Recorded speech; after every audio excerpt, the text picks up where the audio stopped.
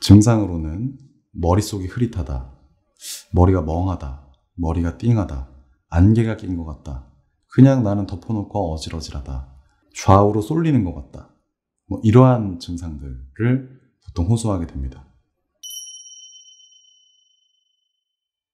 네, 오늘은 어지럼을 일으킬 수 있는 병 중에 이석증, 그리고 메니에르병, 전정신경염 외에 다른 질환에 대해서 말씀드려볼까 합니다. 항상 환자분들께 말씀드리지만은 어지럽다고 해서 그 증상이 모두 병으로 귀결되는 것은 아니거든요. 잠을 좀 못 주무셨을 수도 있고, 피곤했을 수도 있고, 최근에 이제 스트레스가 좀 많았을 수도 있습니다. 또는 두통을 어지럼으로 표현하는 경우도 있죠. 네, 그래서 오늘은 귀의 문제가 아닌 좀 애매한 증상들을 보이는 질환들에 대해서 말씀드려 볼까 합니다. 첫 번째는 시민성 어지럼, 영어로는 사이코제닉 디지니스 이렇게 표현하는데요. 기질적인 원인이 없는 경우, 즉 균형 검사나 이런 데선 다 괜찮은데 환자가 지속적으로 어지럼을 호소할 때 시민성 어지럼이라고 얘기를 할 수 있습니다. 또한 넓게 보면 기질적으로 예를 들면 이석증이 있었다가 객관적으로는 소견도 없고 다 나섰는데 그 이후로 계속 환자분이 주관적으로 어지럼을 호소할 때도 넓게 보면 그런 것들도 이제 시민성 어지럼이라고 할 수가 있겠습니다. 그래서 어느 범위까지 시민성 어지럼으로 볼 것이냐에 따라서 유병률이 다르겠지만 적게는 10%에서 많게는 전체 어지럼 환자 중에 거의 40%까지도 시민성 어지럼이다 이렇게 보고되고 있습니다. 앞서 영상에서 말씀드린 것과는 다르게 현운이 아닌 좀 애매한 증상을 호소합니다. 머리가 텅 빈 것 같다, 좀 어질어질하다, 한쪽으로 좀 쓰러지는 것 같다, 이러한 식의 표현들을 하게 되거든요. 시민성 어지럼의 경우는 실제로 청력 증상이라던가 이명 이런 것들이 드뭅니다. 흔히 자세 불안을 호소하지만 실제로 넘어지는 경우는 잘 없고요. 왜냐하면 객관적인 균형 기능이나 이런 것들이 정상이기 때문이죠. 특히 이제 젊은 여성에서 좀 많이 발생하고 증상도 상당히 좀 오래 가기 때문에 병원을 내원해서 어떤 검사를 했는데 괜찮다고 얘기를 들었다면, 물론 의사들도 이제 어떤 최근에 스트레스 받는 일이나 이런 것들이 없었는지 좀 물어보는 것도 중요하겠지만은 환자분들도 검사 결과가 괜찮다, 특별한 원인은 없는 것 같다 이렇게 얘기 들었다면은 최근에 내가 좀 피곤했다거나 스트레스 받았다거나 그런 일이 없었는지는 좀 한번 셀프 체크를 해보시는 게 좋을 것 같습니다. 일단 가장 흔한 것은 공황장애가 있습니다. 특별한 이유 없이 뭔가 불안한 증상이 1시간 이상 이렇게 지속되는 경우가 있고 일주일에 1, 2회 정도 이렇게 발작적으로 찾아오게 되죠. 공황장애 환자들을 이제 어지럼 검사를 해보면 대부분 정상으로 나오는 경우들이 많습니다. 이러한 경우에 뭔가 본인이 어지럼 외에 가슴이 엄청 빨리 뛴다던가 땀이 엄청 난다던가 이런 증상이 있다면 공황장애를 좀 의심해 보는 것도 좋을 것 같습니다. 실제로 본인이 공황장애인데 인지를 못한다거나 진단받지 못하는 경우들이 많게는 20-30%까지도 보고되고 있기 때문에 갑자기 발생했는데 어지럼 플러스 뭔가 막 식은땀이 많이 난다던가 되게 내가 지금 불안해진다던가 이런 것들이 있으면 공황장애를 한번 의심해 보는 것이 좋을 것 같습니다. 네, 두 번째로 흔한 것은 지속적 체위 지각 어지럼, Persistent Perceptual Postural Dizziness, PPPD라고도 얘기하는데요. 개념이 나온 지가 사실 얼마 안 됐습니다.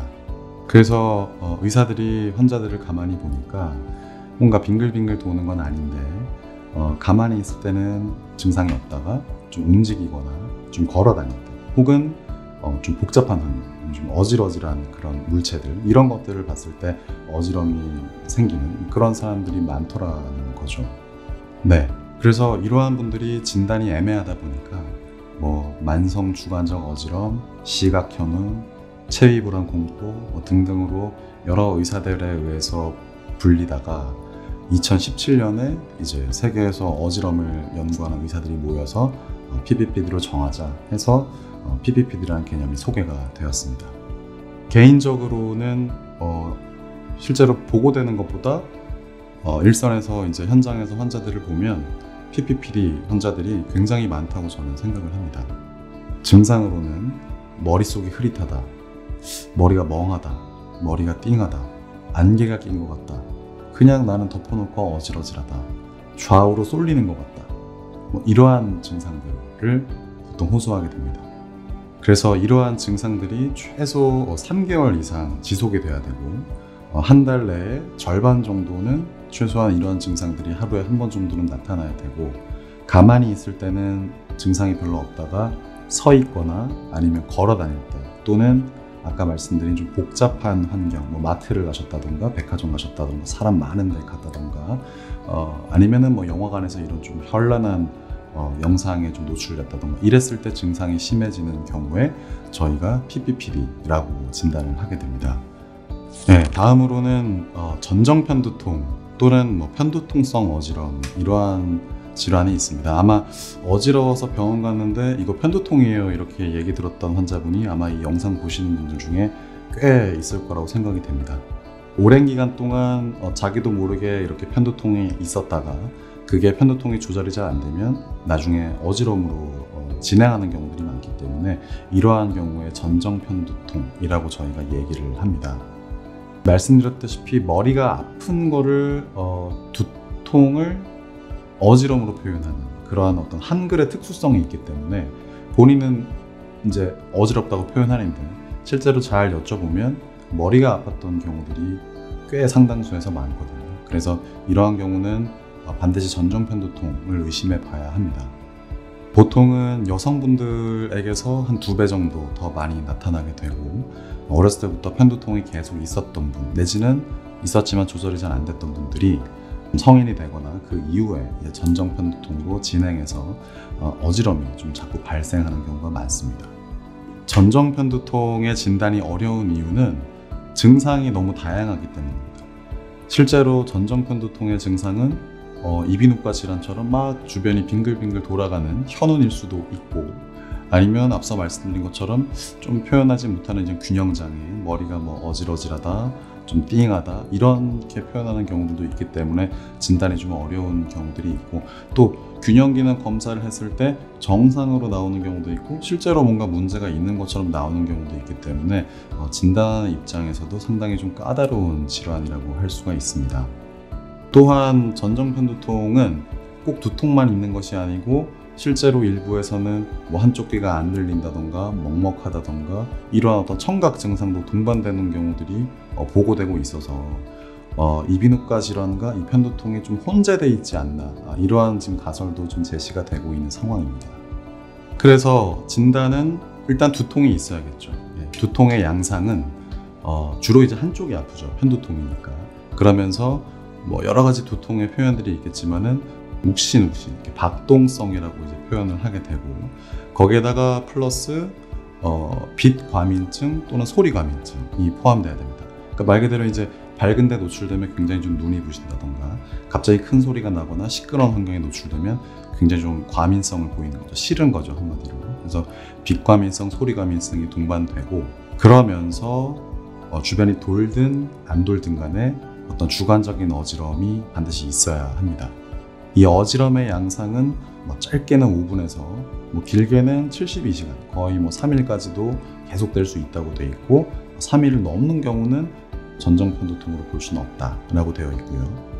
마지막으로는 다른 병들이 다 배제가 됐을 때 우리가 전정편두통으로 진단할 수가 있겠습니다.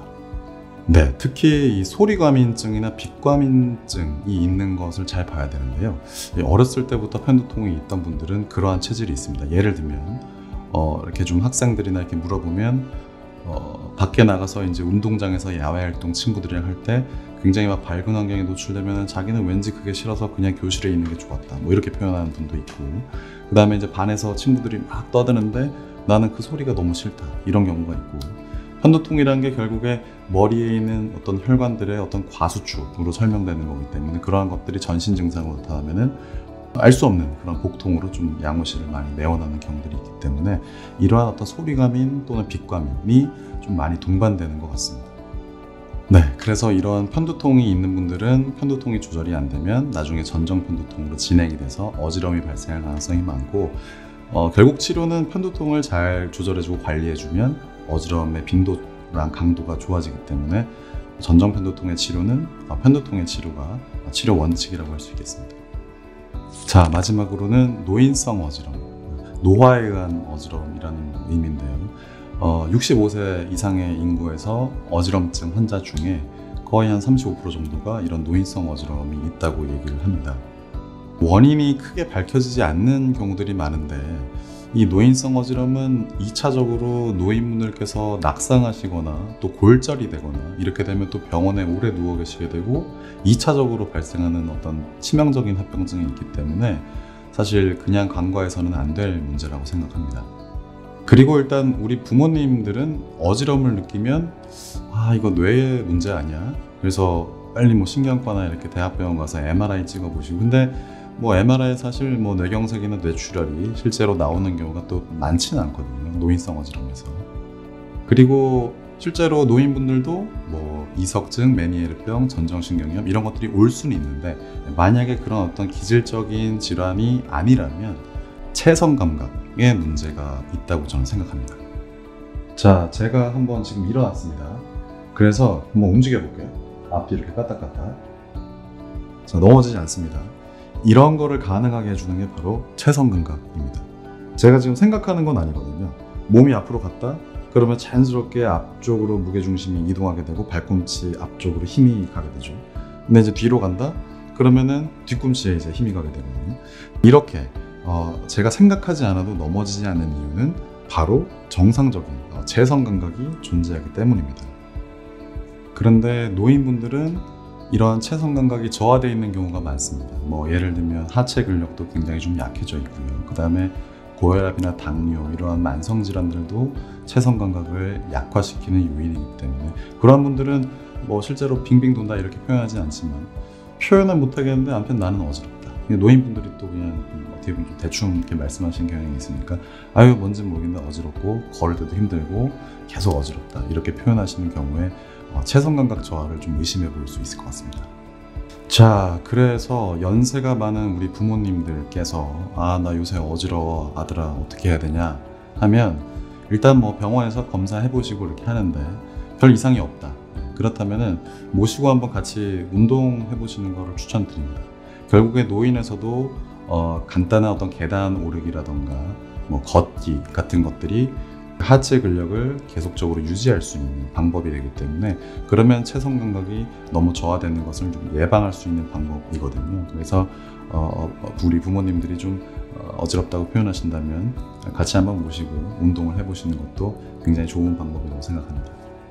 자, 이렇게 귀의 원인이 아닌 다른 원인들로 인한 어지러움에 대해서 말씀드려 봤는데요. 사실은 제가 말씀드린 것 외에도 상당히 더 많은 어지러움 질환들이 있습니다. 근데 대표적인 것들만 제가 소개해드린 거고 계속 말씀드리지만 어지럽다고 해서 그 증상이 모든 병으로 귀결되는 것은 절대 아니거든요. 그래서 괜히 뭐 또 내가 병이 있지 않을까 이렇게 생각하는 게 주관적으로 더 어지럽게 만드는 어떤 악화시키는 요인이기 때문에 절대 불안해하지 마시고 다만 이제 의료진을 찾아서 실제로 어떤 것 때문에 어지러웠는지 기질적으로 검사를 해보고 만약에 그게 괜찮다면 그냥 내가 최근에 좀 피곤하거나 이런 게 있었나 보다 또는 내가 좀 운동이 부족한가 보다 하면서 운동을 열심히 하고 좀 긍정적인 사고방식을 가지시면 어지러움 사실 극복될 수 있습니다.